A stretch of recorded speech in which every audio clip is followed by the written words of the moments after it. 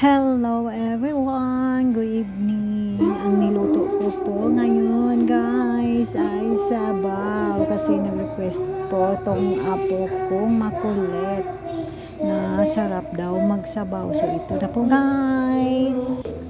Magluto na ako! Yes guys! Ilagay ko na po ang sitaw para lalong sumarap ang sabaw ko. At saka lagyan ko ng okra guys para makain ko tong okra. Kinuha ko to sa garden ko yung okra ko guys. Yan.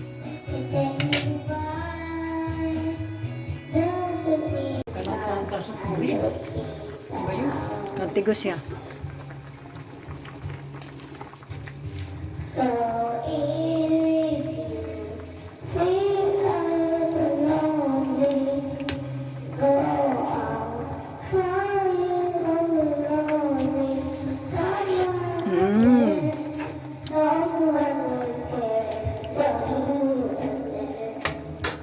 Okay pala ito ng okra. Morning daot nga rin? Di man. Ano yung daot nga rin? Amay, aha na to. Ha? O, asa na to? So guys, sa ngayon, ilagay ko na ang cabbage. Wow! Ang sarap-sarap ng cabbage guys. Favorite ko ito. Ayan. Ang daming inilagay ko guys kasi mas malakas akong kumain sa cabbage kaysa pork. So ito po guys. Dinamihan kong pa. Ang dami-dami nilagay ko na cabbage.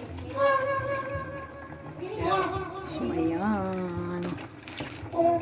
So ang daming cabbage guys. Para lalong sumarap. So ayan. So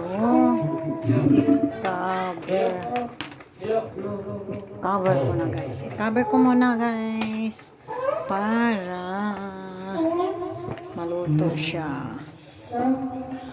Guys, ayan, luto na po ang sabaw ko guys. Kain na kami.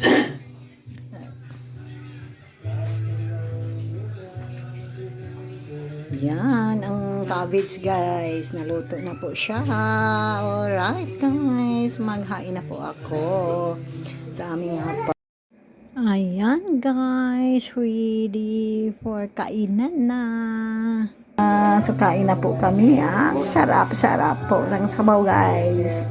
Tingnan nyo guys, ang init-init. So yan, ang ulam namin ngayon. Kain na tayo guys. Pagkainan. Thank you for watching.